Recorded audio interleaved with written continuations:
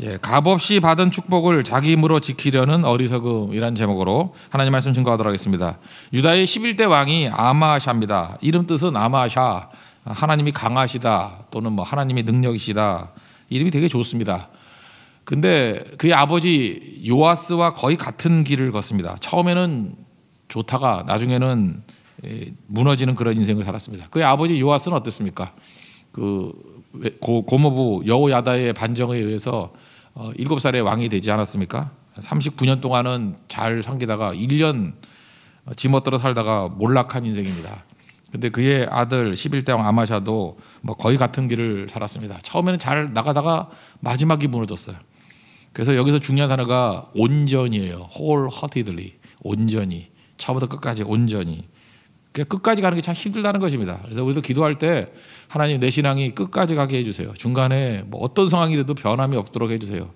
이것만큼 큰 복은 없다고 생각을 합니다. 1절과 2절을 읽겠습니다. 시작. 아마샤가 왕위에 오를 때 나이가 25세라 예루살렘에서 29년 동안 다스리니라. 그의 어머니의 이름은 여호앗단이요 예루살렘 사람이더라. 아마샤가 여호와께서 보시기에 정직하게 하였기는 하였으나 온전한 마음으로 행하지 아니하였더라. 정직했다. 그러니까 초반은 좋았다. 그러나 온전하게 끝까지 못 갔다. 그게 그의 일생을 요약하는 것이었다라는 것입니다. 여기 지금 어머니 얘기가 나오는데요. 어머니 얘기가 나오는 이유가 뭘까요? 어머니가 예루살렘 사람이더라. 뭐 이름이 중요한 게 아니고 무슨 얘기죠? 그의 마음속에 하나님의 말씀의 프린트를 새겨놓은 분이었다라는 거예요. 그러니까 어머니가 아달랴가 아니라는 거죠. 아달랴 같이 엉터리 같은 어머니가 아니라 어머니가 자녀를 양육할 때 말씀 프린트를 마음속에 새겨주는 그런 분이었다.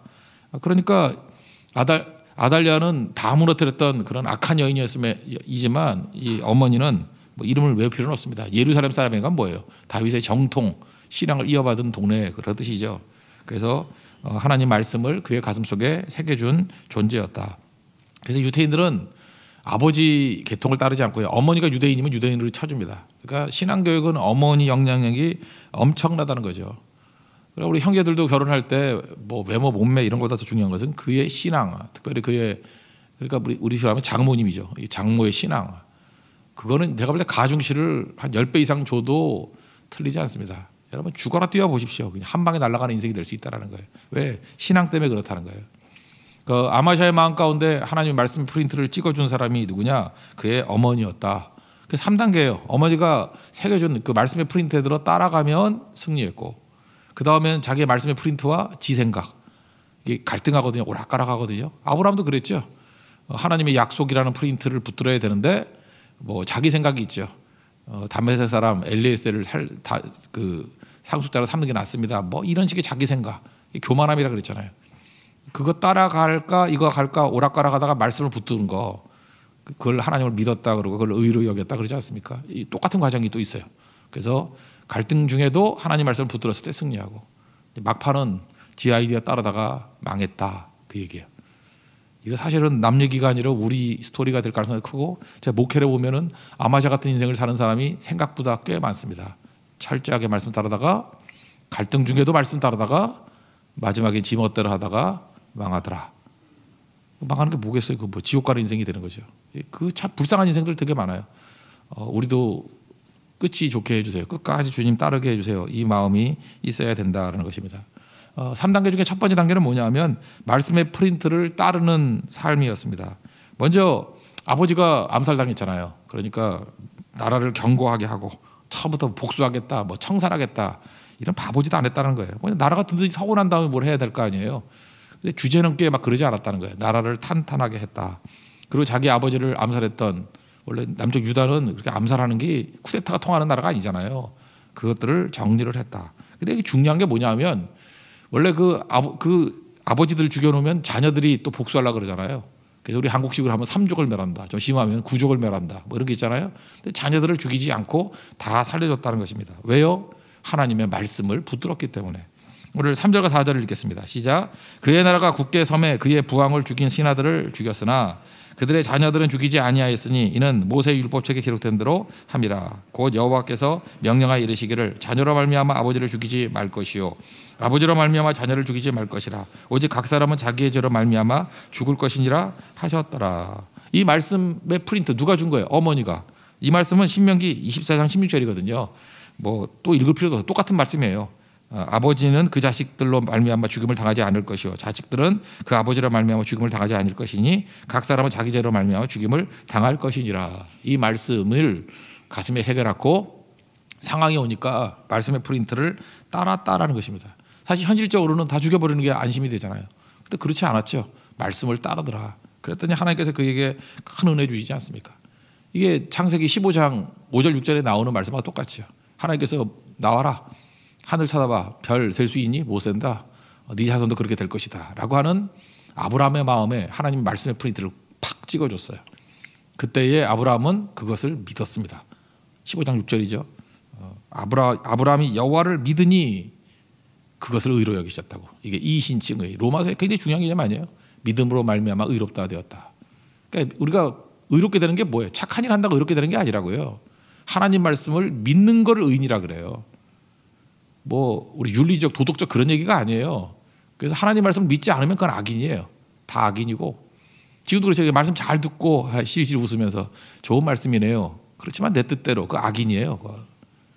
악인의 결과는 아시죠? 시편 1편부터 쭉 보세요. 악인이 어떻게 돼요? 망하리로다 사라지로다. 의인은 뭐예요? 하나님 말씀 따라가는 거라고. 지금도 이렇게 말씀을 들었지 않습니까? 말씀의 프린트가 우리 마음속에 막 새겨지잖아요. 그럼 의인은 뭐예요? 착한 일이 아니라니까요. 그 말씀을 따라가는 거예요. 연약하고 부족하고 넘어진다 할지라도 말씀을 따라가면 그는 의인이다. 그래서 justification by faith, 믿음에 의해서 의롭게 되었다.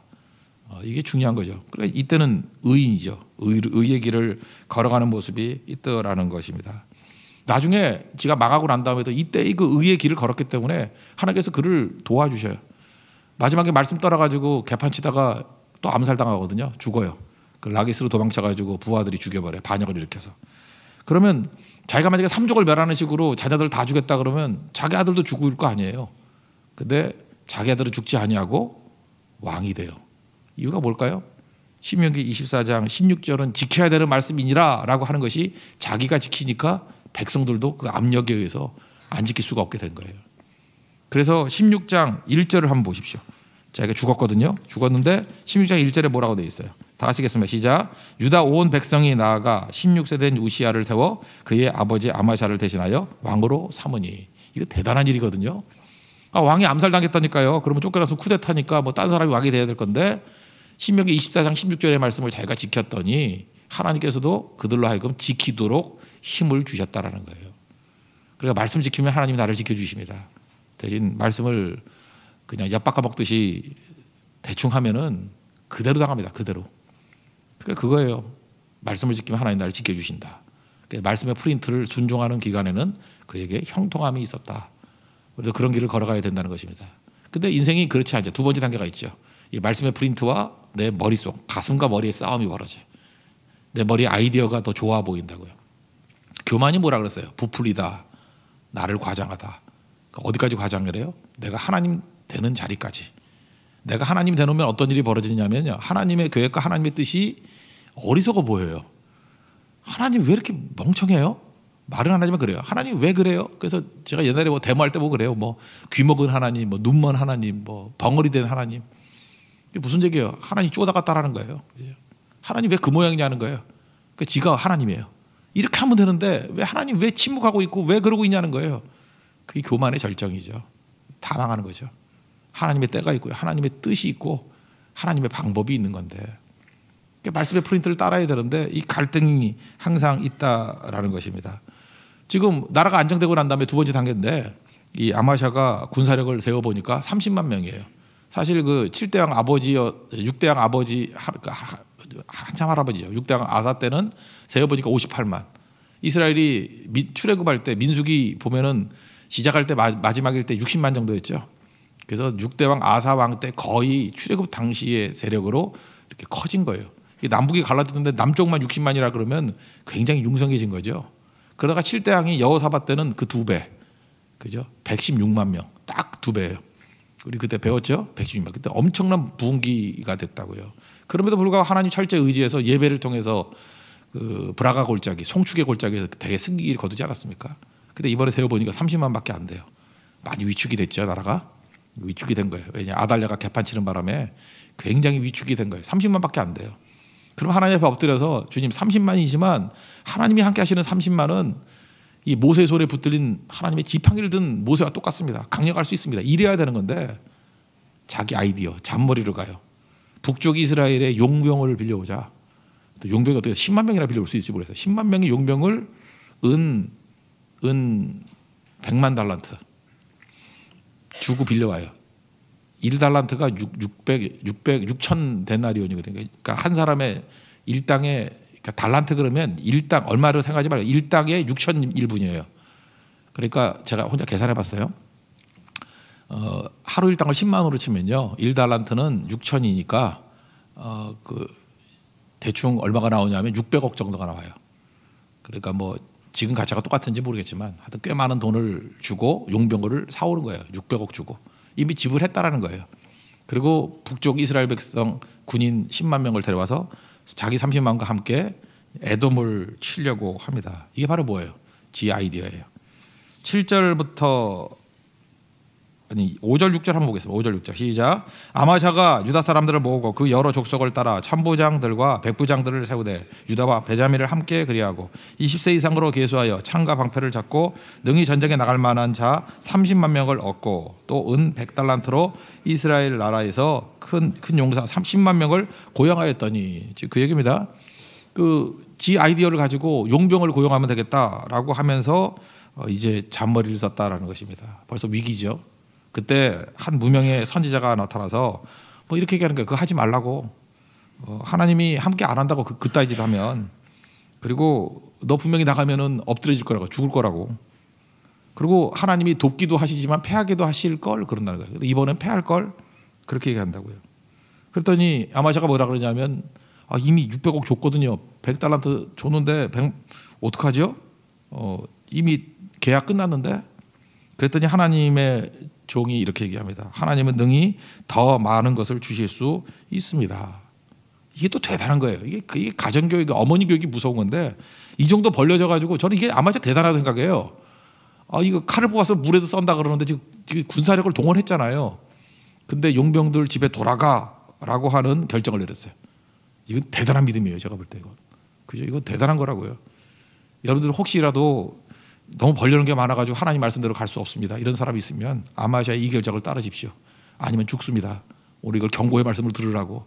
이미 갈 때까지 갔는데요. 다 벌려놨는데요. 수습 불가능한데요. 말씀 들을 때가 늦은 때 아니에요. 지금이라도 때려치고 돌아오십시오. 그게 아마샤였다는 것입니다. 7절부터 9절까지 보겠습니다. 시작. 어떤 하나님의 사람이 아마샤에게 나와서 이르되 왕이여 이스라엘 군대를 왕과 함께 가게 하지 마옵소서. 여호와께서는 이스라엘 곧 온 에브라임 자손과 함께 하지 아니하시나니 왕이 만일 가시거든 힘써 싸우소서. 하나님이 왕을 적군 앞에서 엎드러지게 하시리이다. 하나님은 능히 돕기도 하시고 능히 패하게도 하시나이다 하니 아마샤가 하나님의 사람에게 이르되 내가 100달란트를 이스라엘 군대에게 주었으니 어찌할까. 하나님이 사람이 말하되 여호와께서 능히 이보다 많은 것을 왕에게 주실 수 있나이다 하니라. 쉽지 않은 결정인데 아마샤가 예 좋습니다. 그럼 돌려보내겠습니다. 엄청난 손해를 보는데도 불구하고 말씀의 프린트 그거를 따랐다는 것입니다. 이걸 뭐라 그래요? 여호와를 믿으니 그것을 의로 여겼다.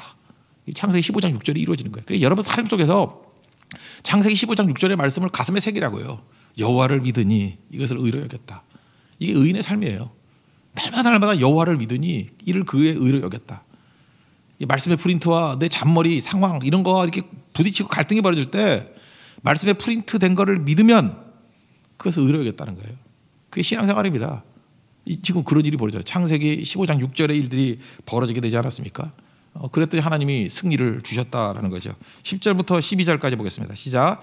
아마샤가 이에 에브라임에서 자기에게 온 군대를 나누어 그들의 고향으로 돌아가게 하였더니 그 무리가 유다 사람에게 심히 노하여 분연히 고향으로 돌아갔더라. 아마샤가 담력을 얻어 그의 백성을 거느리고 소금 골짜기에 이르러 세일 자손 10,000명을 죽이고 유다 자손이 또 10,000명을 사로잡아 가지고 바위 꼭대기에 올라가서 거기서 밀쳐 내리떨어서 그들의 온몸이 부서지게 하였더라. 뭐 이렇게 잔인하게 죽인 건 좀 이상하지만 하여튼 승리했다는 거죠. 승리를 했다는 것입니다. 그런데 항상 우리 인간의 잔머리를 가지고 했던 모든 것들은 부작용이 있죠. 하나님께서 함께 하시는 것은 근심을 겸하여 주지 않는다. 또 하나는 뭐예요? 회전하는 그림자도 없다. 부작용이 없다. 돌아가라 그랬던 놈들이 그냥 안 돌아가고요. 돈도 100만 100달란트 받았음에도 불구하고 600억 받았음에도 불구하고 돌아가면서 다 유다를 약탈하고 돌아가 버렸어요.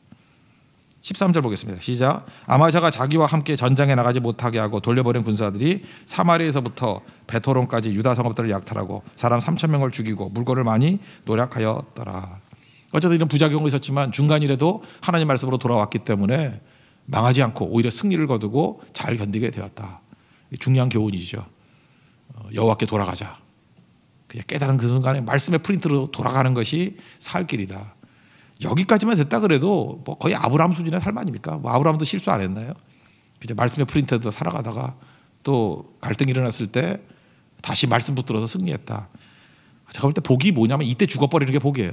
아마샤 이때 죽었으면 정말 훌륭한 왕이었고 하나님 영광이 드러난 것 같아요. 너무 장수의 복 구하지 마세요. 요때 죽는 게 제일 좋아요. 난 안타까운 게 그거예요. 아마샤가 이때 되셨으면 얼마나 좋았을까. 괜히 살아가지고 오래 살아가지고 노추 그냥 믿음 다 져버리고 그게 문제가 되는 거죠. 오래 사는 건 참 위험한 거예요. 오래 사는 건 정말 사명 붙들고 살지 않으면 정말 힘든 일입니다. 오래 사는 게 좋은 게 아니에요. 말씀대로 사명, 남은 사명이 있을 때 사는 게 가치가 있는 거지. 기만 기면 뭐 할 거예요. 다 무너져 버리지. 사실은 이건 덤으로 사는 인생이었는데 그의 인생을 망치는 덤이었다라는 것입니다. 마지막 하나님께 받은 축복을 지심으로 지키려고 그랬어요. 고집 부리고. 우리는 그렇죠. 승리를 거두고 뭐 먼 거 말고 적어도 이번에 네팔 선교를 갔다 오신 분들은 다 느꼈을 거예요. 하나님이 살아계시고 하나님이 일하시고 우리 힘이 아니고 우리같이 약하고 부족한 사람들이 가지만 하나님이 도와주시니까 이번 팀 중에서 제 생각으로는 제일 약했어요. 여러 가지 은사 부분 뭐 능력 부분 제일 약한 팀이 갔는데 제일 많이 엎드렸던 것 같아요. 하나님이 도와주셔서 정말 네팔이 터졌다니까요. 그러면 이 정도를 보고 난 다음에 여러분 이렇게 상상하시죠. 선교 대원들은 더 많이 느낄 거예요. 아니 그런 걸 보고도 하나님 배신할 사람이 있어? 그런 걸 보고도 믿음을 저버릴 사람이 있어? 그걸 보고도 주를 떠날 사람이 있어? 근데 목회를 보면 있어요. 안심하면 안 돼요. 하나님께서 이렇게 도와주셔서 승리했던 아마샤 그리고 곧장 우상 숭배 이게 말이 안 되죠. 패한 나라의 우상 들고 와가지고 그거 섬기는 이건 진짜 이런 말로 해야 돼요. 미친 짓을 하고 있어요. 미친 짓을. 우리 가운데도 그런 사람 얼마나 많은지 알아요. 하나님께서 이게 어려운 상황 속에서 하나님 의지해서 그냥 안 될 거 되게 만들고요. 심지어 그런 사람이 있어요. 도저히 결혼 못할 사람이야. 근데 하나님께서 진짜 그 누가 봐도 은혜야. 집 빼놓고 다 알아. 저건 하나님이 특별한 은혜로 결혼이 되고 아이도 못 가졌어요. 뭐 7년 8년 뭐 불임 그러다가 기도하는 가운데 하나님께서 기적적으로 아이도 주시고 직장도 못 얻어가지고 그냥 맨날 그 뭐 루저 그러고 살던 인생이 하나님께서 정말 좋은 직장 뭐 엄청난 길들 열어주시고 뭐 돈도 엄청 벌게 만들어주시고 좋은 길 다 열어주셨어요. 그러면 우리가 볼 땐 그러잖아요. 저렇게 받고 어떻게 떠날 수가 있어? 저렇게 받고 어떻게 배신할 수가 있어? 저거는 불가능해. 저 사람만은 믿음을 떠나지 않을 거야. 근데 안 그래요. 값없이 주신 하나님의 축복을 잊어버리고 자기 힘으로 지키려고 그래요. 그래서 망하는 거죠. 오늘 14절부터 16절까지 보겠습니다. 시작. 아마샤가 에돔 사람들을 죽이고 돌아올 때 세일 자손의 신들을 가져와서 자기의 신으로 세우고 그것들 앞에 경배하며 분향한지라. 그러므로 여호와께서 아마샤에게 진노하사 한 선지자를 그에게 보내시니 그가 이르되 저 백성들의 신들이 그들의 백성을 왕의 손에서 능히 구원하지 못하였거늘 왕은 어찌하여 그 신들에게 구하나이까 하며 선지자가 아직 그에게 말할 때 왕이 그에게 이르되 우리가 너를 왕의 모사로 삼았느냐 그치라 어찌하여 맞으려 하느냐 하니 선지자가 그치며 이르되 왕이 이 일을 행하고 나의 경고를 듣지 아니하니 하나님이 왕을 멸하시기로 작작하신 줄 아노라 하였더라. 너 맞아 죽을래? 맞을래? 그러면서 선지자의 얘기를 입을 닫았다는 거예요. 선지자가 입을 닫으면서 뭐라 그랬어요? 아 하나님이 망하게 하려고 이렇게 만드시는구나. 그러니까 그 행동 자체가 심판이 임하는 게 아니라 그 행동, 귀 막는 행동 자체가 심판이라는 거예요. 이 목회자는 이런 거 많이 느끼죠. 귀를 막아요. 그러면 이제 곧 망하겠다가 아니라 망한 거예요. 이미 그 다 보이거든요. 그게 망한 거죠. 그러니까 세상에서 제일 큰 복이 뭐냐? 듣는 귀예요. 하나님 말씀을 들을 수 있는 귀. 그러니까 귀가 막히면 그게 망한 거예요. 귀부터 뚫어야 돼요. 듣는 귀, 말씀이 들리는 귀. 그게 가장 중요한 거죠. 제가 기도해가지고 승리해서 돌아왔는데 이게 말이 되는 거예요. 우리 목회하다 보면 이런 게 있어요. 어떤 가정이 다 깨지기 직전이에요. 정말 불가능한 상황이었어요. 근데 하나님 예배하고 기도하고 선교하고 예배하고 기도하고 선교하고 정말 주님과 충성을 다해서 그 배우자가 닦여지는 사람이 돌아왔어요. 돌아왔으면 이제 하나님 더 잘 섬겨야 될 것 같이 보이죠. 근데 돌아올 때 마귀가 뭐라고 틈타는지 알아요? 그 난리친 배우자한테 뭐 교회를 떠나야 교회를 다닌다느니 뭐 교회를 뭐 처음부터 믿지 않겠다 얘기 안 해요. 뭐 교회를 옮기자 제일 많이 쓰는 방법이에요. 그럼 뿌리가 뽑히는 거 아니에요. 그럼 나중에 믿지도 않아요. 그래서 둘 같이 다 지옥의 나락으로 떠져버린 인생이 돼버린다는 거예요. 잘 보세요. 이제까지 하나님의 능력으로 그 개판치는 망나니 같은 놈을 돌아오게 만들었어요. 그러면 이제 정신 차리게 만드는 것도 하나님 더 의지해야 되는 거 아니에요? 그죠? 근데 그 다음에 잘하는 거는 자기 능력을 의지하려고 그래. 그 남편 말 잘 들어주고 아내 말 잘 들어주면 따라올 줄 알고. 이렇게 어리석어요. 그래서 망하는 겁니다. 이런 거 되게 많아요. 하나님의 은혜로 말미암아 이렇게 다 망하는 사업이 일어났어요. 근데 그 다음에 생각해 보니까 이 사업이 더 펴지려 그러면은 이거 교회만 다니고 성교만 다니고 하면 안 될 것 같아. 이제 세상 쓰이는 방법도 좀 써야 될 것 같고, 그 이렇게 좀 뇌물도 좀 주고 관계도 맺고, 이제 예배만 너무 다니면 안 될 것 같아. 골프도 좀 치고 다니고 사교계도 좀 나가야 되고. 그럴 수 없을 것 같지요. 그러다가 아마샤 꼴 돼서 망합니다. 뭐 마지막 반역으로 죽어요. 아까 읽었잖아요. 반역으로 죽어요. 읽어볼까요? 27절 28절 시작. 아마샤가 돌아서서 여호와를 버린 후로부터 예루살렘에서 무리가 그를 반역하였으므로 그가 라기스로 도망하였더니 반역한 무리가 사람을 라기스로 따라 보내어 그를 거기서 죽이게 하고 그의 시체를 말에 실어다가 그의 조상들과 함께 유다 성읍에 장사하였더라. 망했습니다. 이 3단계 인생, 이게 지금 참 표준 인생이거든. 망하는 표준 인생. 말씀의 프린트를 따를 때 큰 승리, 도저히 그럴 수 없을 때 승리. 그 다음에는 이건 누구나 오는 유혹이죠. 우리들에게도 오는 유혹이에요. 머리 아이디어와 가슴에 마음속에 있는 하나님의 프린트와 이 갈등. 그때 말씀의 프린트를 붙들었을 때 아브라함같이 또 아마샤같이 그때 그걸 여호와를 믿는다 그래요. 믿으니 의로 여기시고. 거기서 끝나야 되는데 소수의 사람들은 축복으로 받은 것을 자기 힘으로 지키려고 하다가 망하더라는 것입니다. 우리에게 주신 귀중한 교훈이죠. 하나님 끝까지 말씀 붙들게 해주시고, 근데 이거기도 하세요. 하나님 말씀 순종할 때 죽여주세요. 그게 기도고, 그거 아니라 그러면 죽더라도 말씀은 붙들 수 있도록 해주세요. 이 말씀의 프린트 놓치지 않도록 해주세요. 그게 우리가 살 길이라는 것입니다. 하나님 앞에 그 길 걸어가는 믿음의 종 되기를 축원합니다. 자리에서 일어나겠습니다. 주님 다시 오실 때까지 찬양하겠습니다.